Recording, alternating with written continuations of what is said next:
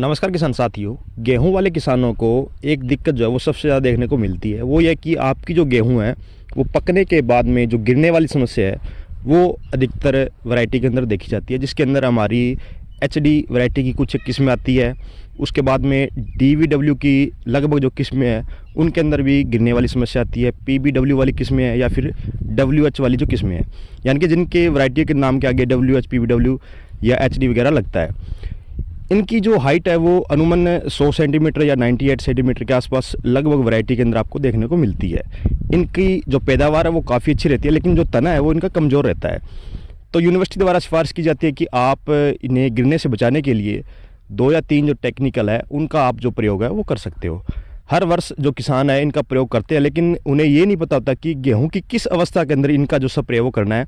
अगर आपने सही अवस्था के अंदर स्प्रे कर लिया, फिर जाकर के आपकी जो अपनी हाइट जो है वो कंट्रोल हो जाती है, गेहूं आपकी जो गिरने से बच जाती है। अगर आपको अवस्था का पता नहीं है, आपने स्प्रे का छिड़काव कर दिया, फिर आपके यहाँ जो खर्चा है वो बेकार चला जाता है। किसान साथियों, जब भी आपको लगे कि मैंने ये जो वैरायटी है वो लगा रखी है और हर बार ये जो वैरायटी है वो गिरती है, वो किसान साथी ध्यान रहे, आपने 50 से लेके 60 दिन की बिजाई की जो गेहूँ हो चुकी है, इन दोनों दिनों के बीच में आप लियोसिन 400 ml, टेबुकोनाजोल जो टेक्निकल है वो 200 ml 150 लीटर पानी में मिला करके आपने जो छिड़काव है वो करना है। ये तो हो गया आपका पहला स्प्रे। दूसरा स्प्रे आपने करना है गोब अवस्था के अंदर। हर एक वैरायटी के अंदर जो गोब अवस्था है उसके अंदर मतलब 5 से 7 दिन का जो गैप है हो सकता है। जब आपका लगे कि आपकी जो गोब है, जो तना है वो फूल चुका है, बाली जो है वो बाहर आ रही है। अगर मैं बिजाई के दिनों की बात करूँ तो दूसरा जो स्प्रे है आपको वो 70 से लेके 90 दिन का जो बीच का समय है, वह जो समय है वो सबसे बेस्ट रहता है।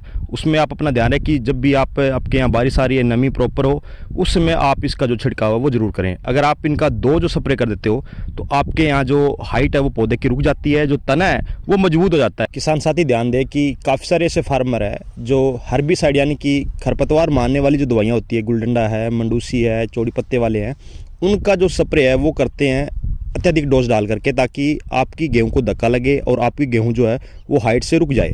अगर आप 45 से 50 दिन के बाद में ऐसा करते हो तो वहाँ पर आपकी जो गेहूं है वो पीली पड़ जाएगी।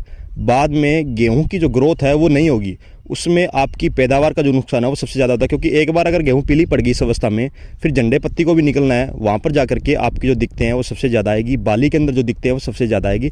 इसलिए हर्बिसाइड की जो ओवरडोज है वो ना यूज़ करें। फर्टिलाइज़र का आप थोड़ा सा ध्यान अवश्य रखें। ज़्यादा मात्रा में जो ग्रोथ वाली चीज़ें हैं वो ना डालें, खास करके 50 या 55 दिन के बाद में जितनी भी ग्रोथ वाली चीज़ें वो आप अपने खेत के अंदर बिल्कुल भी नहीं डालें, वरना आपकी ये जो स्प्रे है वो बेकार चली जाएगी। उम्मीद करता हूँ किसान साथियों जानकारी आपको अच्छी लगी होगी। धन्यवाद।